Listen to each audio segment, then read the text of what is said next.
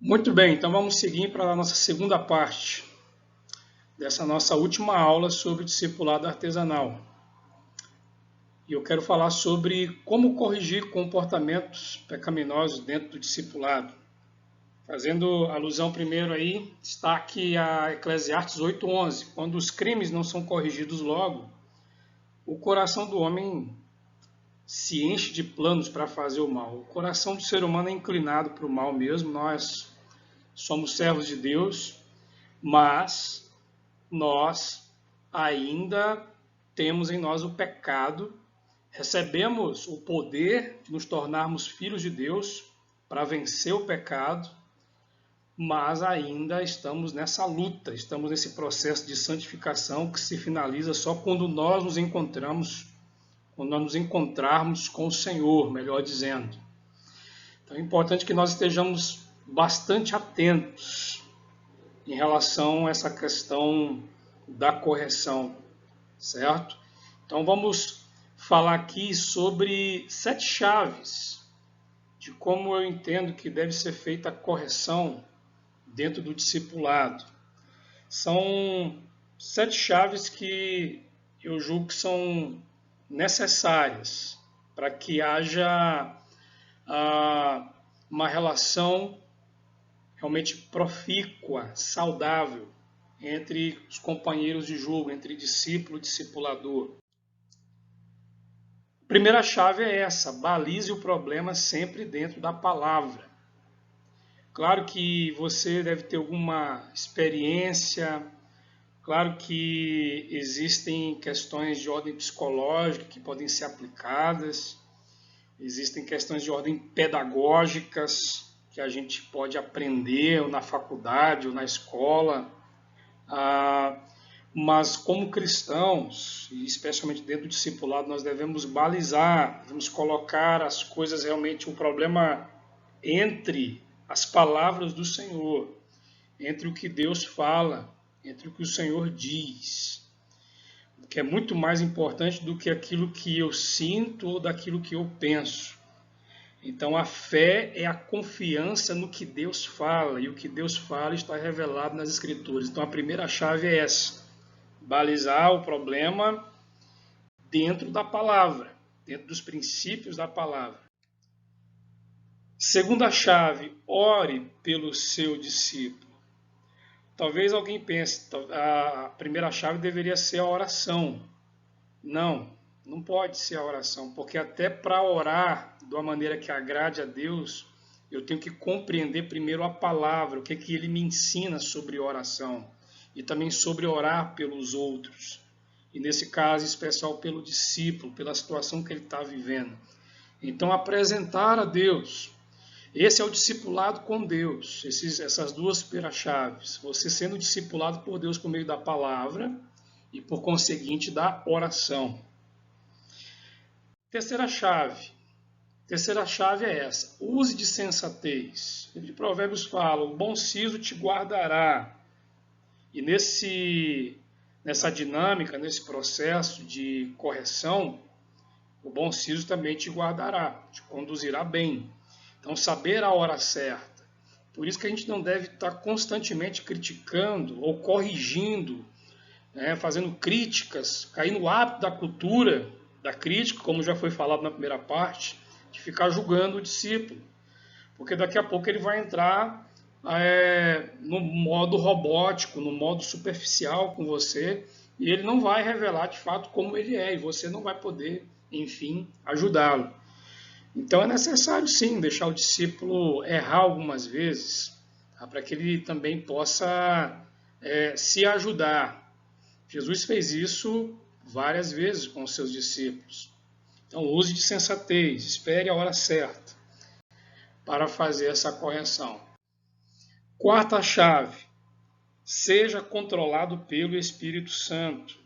Aquele que corrige precisa cumprir os requisitos de Gálatas 6:1. Vós que sois mais espirituais, corrijam os outros. E o que é ser mais espiritual? É realmente andar de uma forma pautada na ética do Evangelho. Então, como é que você vai corrigir o seu discípulo no casamento, na questão dos estudos, do trabalho, se muitas vezes você não está cumprindo este exemplo. Está como Jesus denunciou os fariseus, que não cumpriu aquilo que falavam. Então, muito importante estar sob completo domínio do Espírito Santo. E lá em Gálatas 5 vai falar também ali de várias qualidades que nós devemos fazer, então, esse check-up, esse checklist, para ver se nós realmente estamos em condição naquele momento de corrigir o discípulo. Então, ser dominado, ser controlado pelo Espírito Santo é a quarta chave. A quinta chave é corrija com brandura. A admoestação, a correção, a chamada ali para conversar, precisa ser feita com muita brandura, como já falamos ali em Gálatas 6:1.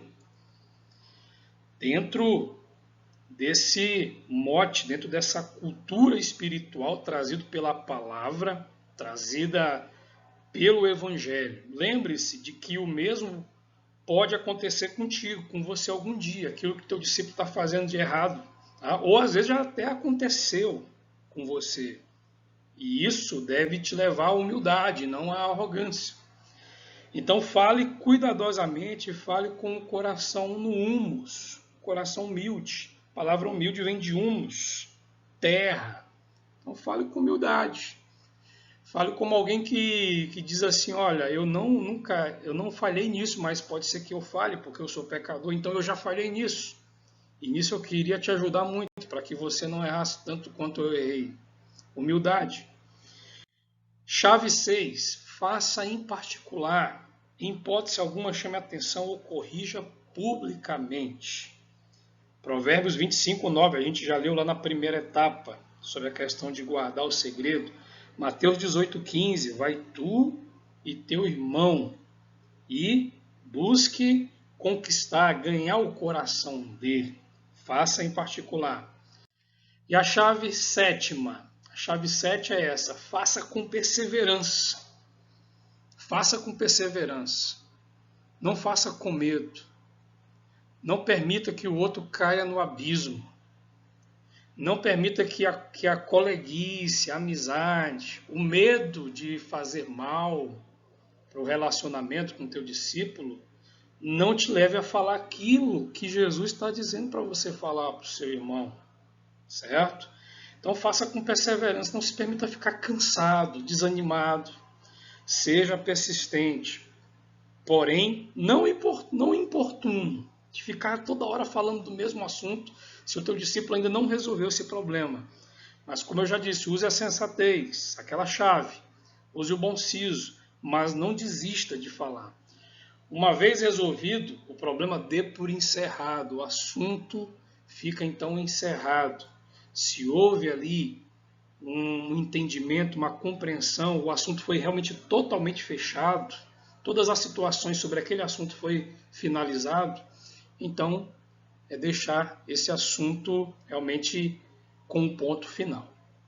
Então essas são 7 chaves para corrigir os comportamentos pecaminosos dentro do discipulado. E o último aspecto que nós vamos falar dentro de princípios para um discipulado de alto nível. Não violar a privacidade do discípulo. Tomar cuidado com isso. Os companheiros de julgo não podem ignorar os limites da privacidade do outro, tanto no nível pessoal quanto familiar. Então, respeitar a opinião dele, dela. Não se atrever a dar palpites em todos os assuntos, e principalmente quando não é pedido. Tomar muito cuidado com isso. Seja em que nível for, pessoal, familiar, e por aí vai. Outra coisa, falar, confessar, confidenciar algo da intimidade, ok? Isso acontece dentro do discipulado, mas isso tem que ser espontâneo, porque uma coisa é você falar com espontaneidade, o outro falar com espontaneidade para você, outra bem diferente é o teu discípulo ser forçado. Então, nunca forçar a entrada ou invadir a privacidade do outro. Ah, pastor, mas porque ele vai começar e ele não quer falar e eu já sei. Deixa ele falar, ou então deixa ele não falar. Olha o que Paulo diz lá em Romanos. Quem és tu que julga o servo alheio? Ele é teu discípulo, entre aspas, porque na realidade ele é discípulo de Jesus. Ele pertence a Cristo. Então a gente só vai aonde o outro permite. É assim que funciona. Quando o Espírito Santo está agindo, naturalmente, um vai em busca do outro. E vai por quê? Porque já confia, porque tem a liga, porque tem a confiança e finalmente abre o coração. É uma ação do Espírito Santo que convence o homem do pecado, da justiça e do juízo. Convence não só o crente para a salvação, ou a pessoa que não é crente para a salvação, melhor dizendo, mas convence o crente também na sua jornada de santificação. Então, quem faz esse primeiro trabalho é o Espírito Santo. Lembre-se das chaves de correção. Tá? A primeira, balizar entre a palavra. A segunda, orar pelo discípulo, para que Deus realmente comece a abrir o coração do discípulo. E é preciso entender que o nível de confiança cresce à medida que o relacionamento vai se desenvolvendo. Então, a gente não pode esperar uma abertura com facilidade. Não vai haver, sabe por quê? Porque a gente é pecador. Nós somos egoístas, somos tendenciosamente egoístas por conta do pecado, de ficarmos fechados. Então não vai ser algo natural. É por isso que alguém diz assim, eu estou começando a discipular, mas está tão superficial. A maioria dos relacionamentos começa assim, salvo algumas exceções, certo? Porque a gente precisa entender que nós estamos tomando uma atitude de fé, confiando no que Deus diz, e Deus diz, vai discipular o seu irmão. Essa questão do sentir vai ser chancelado, validado depois. E quando esse sentimento surgir e cada vez mais for autêntico, tá? Aí reside de fato aquilo que Jesus fala, a adoração em espírito e em verdade, posto que a adoração é agradar a Deus. E o discipulado compõe também, é um dos aspectos da adoração. Por isso é preciso, então, promover realmente de forma intencional encontros para orar, para conversar, para assistir um jogo, como esses dois camaradas estão fazendo aí. E olha que um é corintiano e o outro é palmeirense. Tá? E aí olha o que Deus faz, olha o milagre de Deus acontecendo na vida desses irmãos. Certo? Eu quero encerrar então fazendo uma síntese, dizendo o seguinte, que a formação de um pequeno grupo de discípulos resilientes começa na caminhada de dois discípulos, comprometidos com o quê? Com o reino de Deus, que não é prédio, que não é geográfico, mas é algo que está no coração de ambos. É por isso que Jesus disse, o reino de Deus está entre vocês, ou o reino de Deus está em vós. O reino de Deus está sendo implantado cada dia mais em nossas mentes, em nossas vidas. Então, nós estamos aqui fazendo agora esse momento de transição, porque daqui a pouco nós vamos estudar sobre pequenos grupos. Mas entenda que para formar um pequeno grupo de discípulos, de peregrinos resilientes, essa imagem aí são peregrinos, você pode ver, tá? Tem aí já um grupo, não são apenas dois que estão lá na frente, tem mais dois aqui, e daqui a pouco o grupo vai crescendo. Esse grupo cresce, desenvolve na medida que nós entendemos isso, em que começa na caminhada de dois discípulos comprometidos com o reino de Deus que habita no coração de ambos. Porque o reino de Deus está entre vós. Então nós começamos esse processo de liderança entendendo que primeiro devemos ser liderados por Deus numa vida devocional, palavra e oração. Nós entendemos que depois temos que aprender a liderar nós mesmos com as ferramentas que o Espírito Santo nos concede. E depois começamos a liderar porque uma vida vale mais do que toda a terra. Então liderar já é uma grande coisa, já é uma grande vitória. E depois começamos a liderar dois. e depois começamos a fazer líderes que vão nos ajudar a formar esse pequeno grupo de peregrinos, esse grupo resiliente, esse grupo saudável. E esse é o ponto, tá? Essa é a grande chave de fazer pequenos grupos que realmente avançam e nunca param. É quando nós realmente pautamos todas essas questões que nós falamos até aqui a respeito do discipulado artesanal. Então, espero que você tenha aprendido junto comigo algo e vamos juntos, servindo ao Senhor. Deus abençoe a sua vida.